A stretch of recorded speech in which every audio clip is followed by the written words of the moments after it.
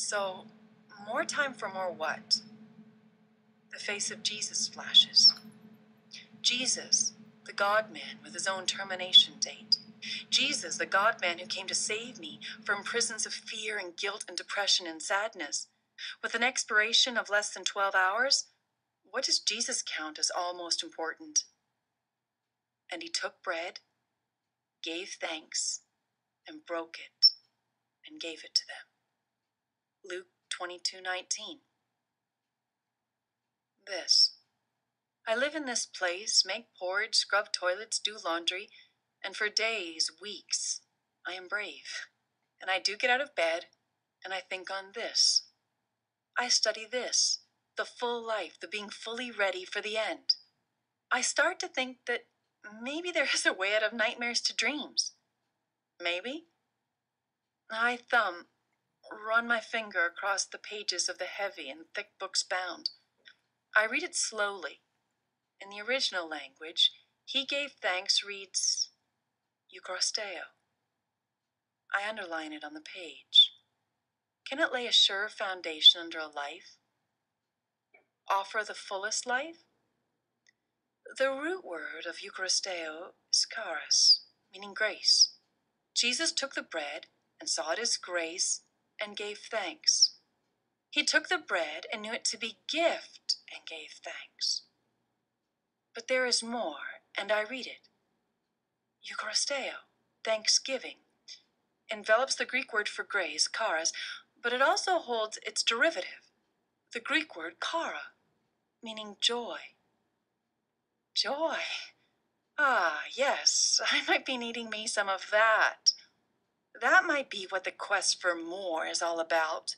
That which Augustine claimed, without exception, all try their hardest to reach the same goal.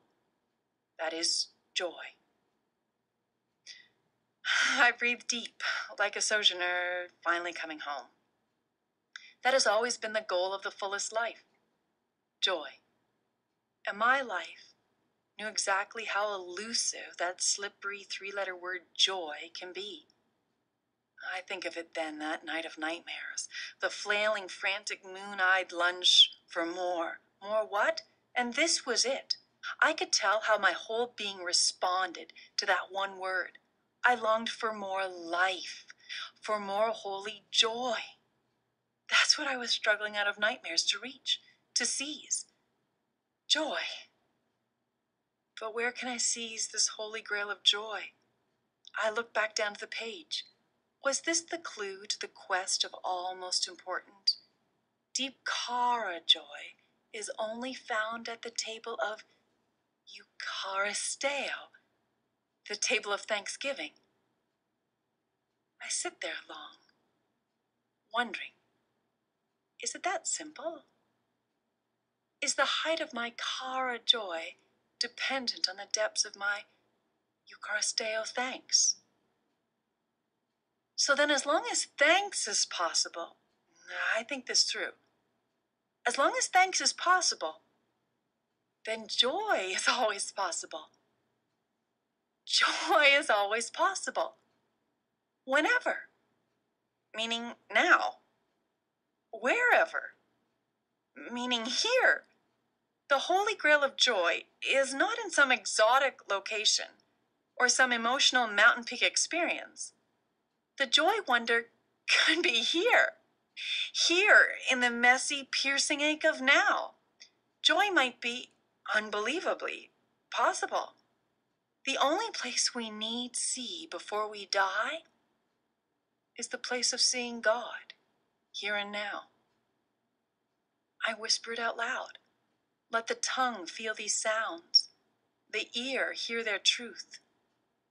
Charis, grace, Eucharisteo, thanksgiving, chara, joy, a triplet of stars, a constellation in the black, a threefold chord that might hold a life, offer a way up into the fullest life, grace, thanksgiving, joy, Eucharisteo, a Greek word that might make meaning of everything.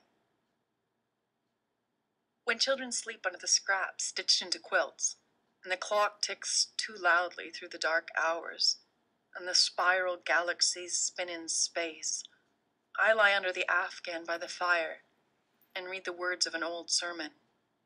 It's weeks later now, and the mind stores things, waiting for such a time when God aligns the stars.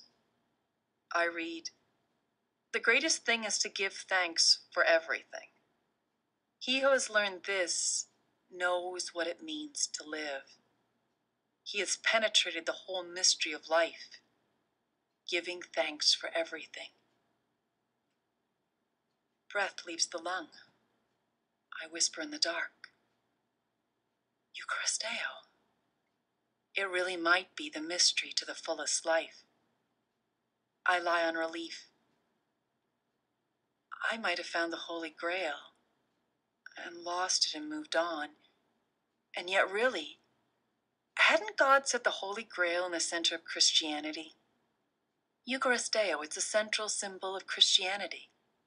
Thanksgiving. The table with its emblems is the essence of what it means to live the Christ life. Sunday after Sunday in our non-denominational Bible church, we're formally invited to take the bread, the wine. Doesn't the continual repetition of beginning our week at the table of the Eucharist clearly place the whole of our lives into the context of Thanksgiving? And two, it's the most common of foods, bread. The drink of the vine has been part of our meal taking across centuries and cultures. Jesus didn't institute the Eucharist around some unusual, rare, once-a-year event, but around this continual act of eating a slice of bread, drinking a cup of fruit from the vine. 1 Corinthians 11:26 reads, "Whenever you eat this bread and drink this cup," whenever, like every day, whenever we eat. Eucharisteo, whenever, now. Joy, wherever, here. Doesn't Christ at his death meal set the entirety of our everyday bread and drink lives into the framework of Eucharisteo? The Big Dipper lurks low outside the window. Yet how does the framework of Eucharisteo undergird a life? Penetrating the mystery is like discovering galaxies. There's always more. I stand the next morning on planks of light lying down across the floor, and I bake bread, yeasty dough moist between my fingers, and that one word works me again and again. Eucharisteo. I won't let it go this time. I'll enter into the mystery. I shape loaves and think how Jesus took the bread and gave thanks. And then the miracle of the multiplying of the loaves and fishes. How Jesus took the bread and gave thanks. And then the miracle of Jesus enduring the cross for the joy set before him. How Jesus stood outside Lazarus' tomb, the tears streaming down his face. And he looked up and prayed, "Father, I thank you that you have heard me." John 11:41. And then the miracle of a dead man rising. Thanksgiving raises the dead.